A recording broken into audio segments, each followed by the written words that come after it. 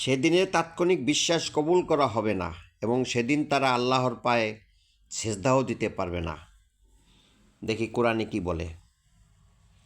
মানুষকে যখন বলা হলো মানব আকৃতিতে আল্লাহর সাক্ষাৎতে বিশ্বাসী হও, তখন এক শ্রেণী মানুষরা বলিল, আল্লাহ গায়েব নয়, এটাও বিশ্বাস করলাম। আল্লাহ অদৃশ্য নয়, এটাও বিশ্বাস করলাম। আল্লাহর আকৃতি আছে, এটাও বিশ্বাস করলাম। আল্লাহর আকৃতিগতভাবে প্রকাশ হবেন, এটাও বিশ্বাস করলাম। মানুষের সাথে আল্লাহর সাক্ষাৎ ঘটবে, এটাও বিশ্বাস করলাম। আল্লাহ নিজ প্রকৃতিতে মানুষ তৈরি করেছেন, এটাও বিশ্বাস করলাম। আল্লাহ সুন্দর আকৃতিতে মানব তৈরি, এটাও বিশ্বাস করলাম। আল্লাহর রুহু মানব আকৃতিতে প্রকাশ হয়েছে, এটাও বিশ্বাস করলাম। মুসার সাথে আল্লাহর সাক্ষাৎ হয়েছে, এটাও বিশ্বাস করলাম। মুহাম্মদ সাল্লাল্লাহু আলাইহি সাল্লামের সাক্ষাৎ লাভ করেছে, এটাও বিশ্বাস করলাম। মৃত্যুর পরে মানুষের সাথে আল্লাহর সাক্ষাৎ হবে, এটাও বিশ্বাস করলাম। কিন্তু সেদিন আল্লাহ মানব আকৃতি ধারণ করে সাক্ষাৎ দিবে, এটাও বিশ্বাস করতে পারছি না। কারণ মানব আকৃতিতে সেদিন আল্লাহ প্রকাশ হবে, বিশ্বাস করলে মানব আকৃতিতে আল্লাহ, এটা বিশ্বাস করা লাগে। আর এই বিশ্বাস করলেই আদম কাবায় সেজদা দেওয়া লাগে। কিন্তু আমরা আদম কাবায় সেজদা দেওয়া বৈধ মনে করি না। আর তাই আল্লাহকে প্রত্যক্ষ না করা পর্যন্ত আল্লাহ যে মানব আকৃতিতে প্রকাশ হবে, এটা বিশ্বাস করিব না। যেদিন আল্লাহ আসবেন সেদিন আমরা আগে দেখে নিব এবং দেখে নিব যে আল্লাহর আকৃতি কেমন যেমন আকৃতিতে সেদিন দেখিব, তেমন আকৃতি আল্লাহর, তখন সেই আকৃতিতে আল্লাহকে বিশ্বাস করিব।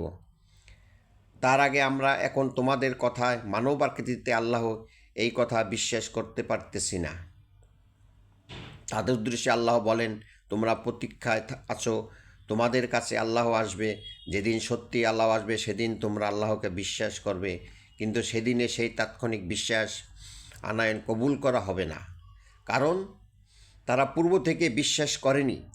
সূরা আনামের 158 নম্বর আয়াত। এই জন্য আল্লাহ সেই সকল মানুষকে সতর্ক করে বলেন, সেই দিবস আসার পূর্বেই তোমরা আল্লাহর আহ্বানে সাড়া দাও। সূরার 47 নম্বর আয়াত। কারণ সেদিনের তাৎক্ষণিক বিশ্বাস কবুল করা হবে না। সেজদা 29 নম্বর আয়াত। আর সেদিন তোমরা বিশ্বাস অনুসারে সেজদাও দিতে পারবে না। সূরা কালামের 42 নম্বর আয়াত। যখন তারা নিরাপদ ছিল তখন তো তাদের বলা হয়েছিল সেজদা করিবার। কালামের 43 নম্বর আয়াত। ঠিক একইভাবে ইবলিসকে আহ্বান করা হয়েছিল আদম কাবায় আল্লাহকে সেজদা করিতে। সূরা আরাফের 11 নম্বর আয়াত, হিজরের 29 নম্বর আয়াত। সেই সময় আদম কাবায় আল্লাহকে সেজদা করে নাই। বাকারার 34 নম্বর আয়াত।